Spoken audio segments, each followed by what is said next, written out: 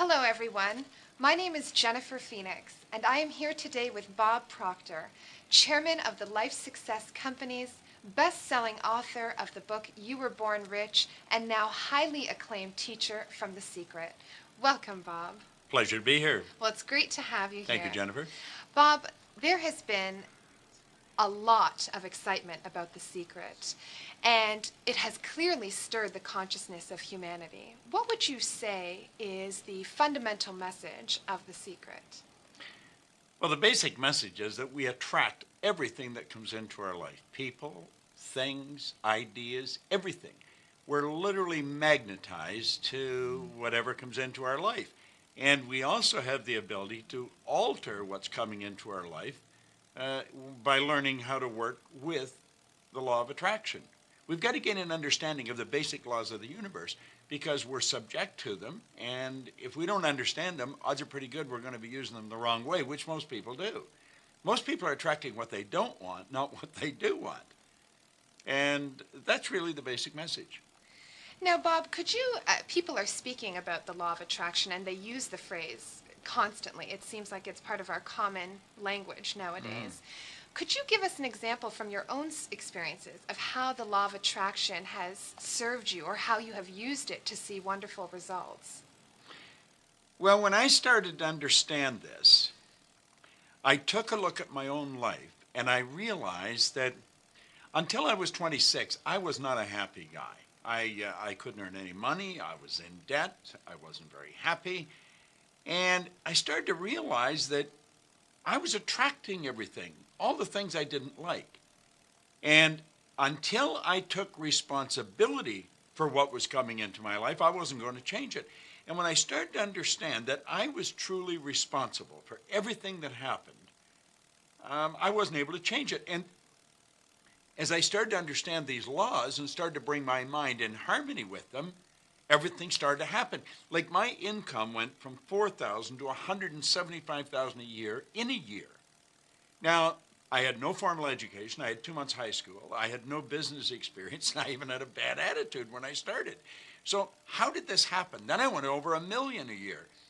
And it was such a dramatic shift. Everything that was happening wasn't supposed to happen, that I had to know why, and I started to study. It took me 9 years to gain an understanding of how this happened.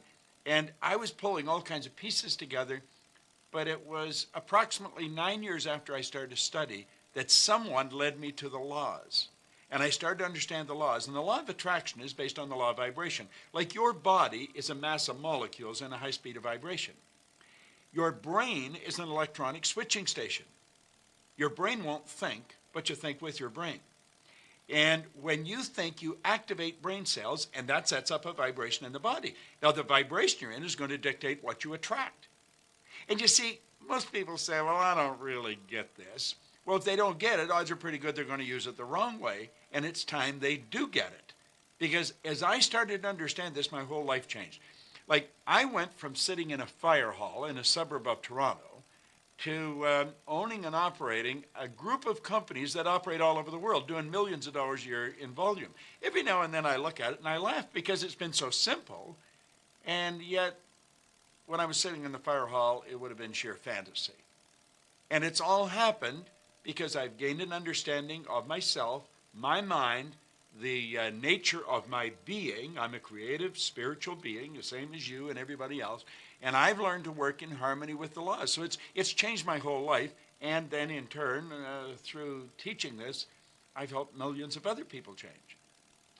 Well, that is very amazing. Now, you speak about being a creative being. In your best-selling book, You Were Born Rich, you talk about the creative process. Can you explain a little bit more about that, how simplicity and working with the law is part of the creative process? I'll give you an excellent idea. When I wrote this book, I wrote it to just share with people what's in it. I took everything I had learned and I put it down in an organized manner so it's like a map. And it teaches people that they are born rich. Everybody's born rich. Most people are just a little short of money. Okay? So what I did, I explained all the creative faculties we've got, how to begin using them to bring this richness to the surface and improve the quality of your life. Okay? Now that's phase one. Phase two, about 20 years ago, I met a man whom I'm in partners with today, and he said, Bob, you've got to use your book in a different manner.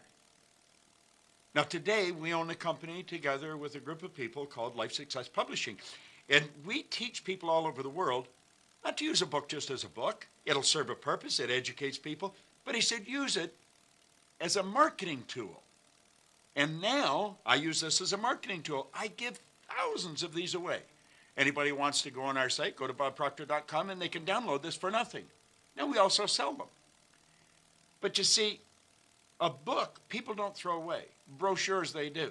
So in using the creative process, I've not only been able to write a book that has become a bestseller. In fact, it was number 6 in Japan just a couple of weeks ago. It was translated into Japanese.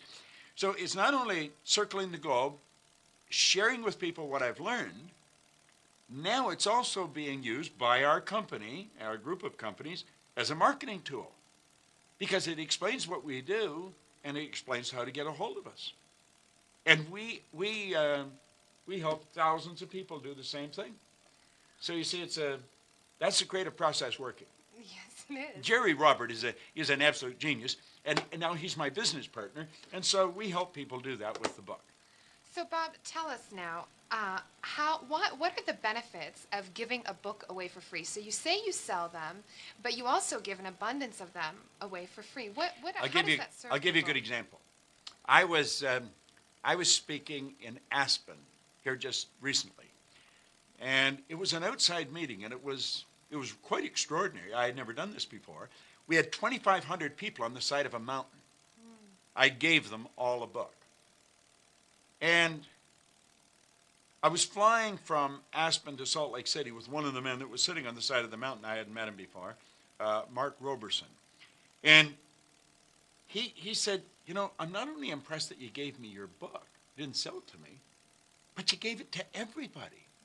And so I said, oh, that's a good point, Mark. Now I said, do you think you'll throw it away? I mean, you've got it there in front of you. And he said, no, I'm not going to throw it away. I said, if you look in the back of it, Mark, everything we sell is advertised in the back of the book. Now, I said, if I'd given you a brochure of all of the programs that we sell, you might not even have it. It would be stuffed in with a whole bunch of other stuff, and you'd lose it. But you don't throw the book away. So I've got 2,500 people now that are not only enjoying the book, telling everybody, this guy gave everybody a book. That left a favorable impression. And you see, givers gain. What you put out comes back. And you don't do it to get back. You do it because you fall in love with the idea of giving. And that's the law.